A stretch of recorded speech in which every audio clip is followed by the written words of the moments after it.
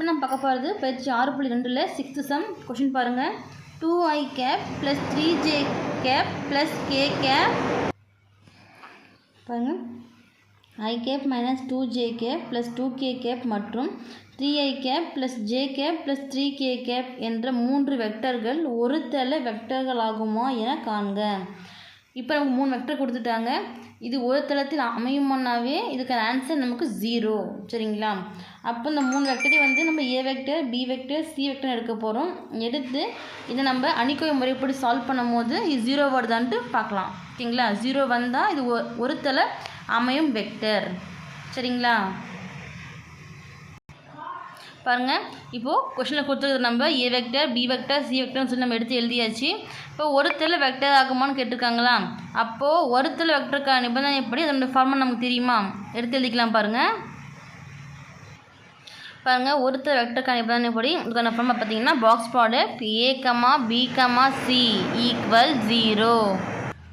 அப்போ இந்த ஃபார்முலா எப்படி பார்த்தீங்கன்னா நம்ம 0 கொண்டு வர போகிறோம். ஃபஸ்ட்டு ஏபிசி இருக்குது பார்த்தீங்களா? a vector, b vector, c vector இதுக்கான நம்பர்ஸ் மட்டும். சரிங்களா? அதாவது கெழுவு மட்டும் எடுத்து எழுத போகிறோம். பாருங்கள், a, b, c equal modulus of அணிக்கோவை முறைப்படி பாருங்கள். ஃபஸ்ட்டு என்னது a வெக்டர் போட்டுக்கோங்க.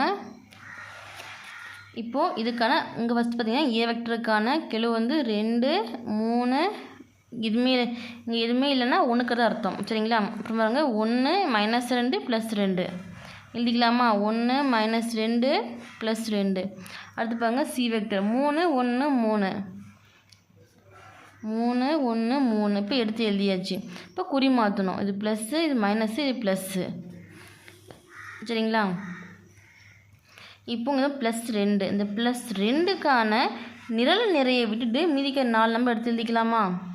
-2 +2 +1 +3. அடுத்து பாருங்க ப்ளஸ் இன்ட்டு மைனஸ். அப்போ -3 இன்ட்டு மாடுலஸ் ஆஃப் இந்த 3க்கான நிரல் நிறையை விட்டுட்டு மீதிக்க 4 நம்பர் எடுத்து எழுதிக்கலாமா? 1 2 3 3. அடுத்து பாருங்க +1. இந்த +1க்கான நிரல் நிறையை விட்டுட்டு மீதிக்க 4 நம்பர் எடுத்து எழுதிக்கலாம். 1 -2 3 1. சரிங்களா? இப்போ எடுத்து எழுதியாச்சு. இப்போ வந்து கிராஸ் மல்டிப்ளிகேஷன் பண்ணணும். ஒன்று +2 இன்ட்டு -2 +3 பிறகுன்னா ப்ளஸ் இன்ட்டு மைனஸ் 2 இன்ட்டு 3 6. அடுத்து பாருங்க ஃபார்முலா வர மைனஸ். அடுத்து 1 இன்ட்டு 2 2 +2 இங்கே மைனஸ் இருக்குது. அப்போ 2 மட்டும் வரும். -3 இன்ட்டு 1 -3 1 இன்ட்டு 3 3 மைனஸ் 3 இன்ட்டு 2 6. சரிங்களா? இந்த மைனஸ் ஃபார்முலா வர்றது plus 1 into 1 into 1 1 minus +3 into -2 plus into minus 3 into 2 6. இப்போ மைனஸ் ஆல்ரெடி இங்கே ஆல்ரெடி ஒரு மைனஸ் இருக்குது. அப்போ மைனஸ் ப்ளஸ் ஆயிரும். +6 ஈக்குவல் +2 இன்ட்டு -6 -2 கூட்டி ஒரேமாக இதை கூட்டிக்கலாமா? அப்போ -8ன்னு வருமா? அடுத்து பாருங்க -3 இன்ட்டு +3 -6. அப்போ கழிக்கணும். கழிச்சா நமக்கு 3 வரும். பெரியனுக்கான குறி பார்த்தீங்கன்னா மைனஸ். அப்போ -3 +1 இன்ட்டு 1 6 கூட்டினா 7.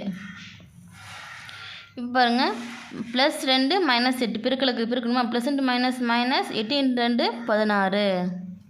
அடுத்து பாருங்க -3 பெருக்கல் இருக்குது. மைனஸ் ப்ளஸ் ஆயிருமா? ப்ளஸ் 3 இன்ட்டு 3 9 ஆயிரும். அடுத்து பாருங்க +1 இன்ட்டு +7. இப்போது பெருக்கும் போது 1 பெருக்கும் போது அதே நம்ம கிடைக்கும். அப்போ நமக்கு 7. இப்போ -16 9 7 கூட்டினா +16. சரிங்களா? அப்போது +16 -16 அப்போ கழிக்கும் போது நமக்கு 0 ஆயிரும். சரிங்களா? அப்போது ஃபைனலாக எடுத்து எழுதிக்கோங்க. இங்கே கீழே பார்த்தீங்கன்னா தரப்பட்ட வெக்டர்கள் ஒரு தள வெக்டர் ஆகும் அப்படின்ட்டு எடுத்து எழுதிக்கோங்க. சரிங்களா?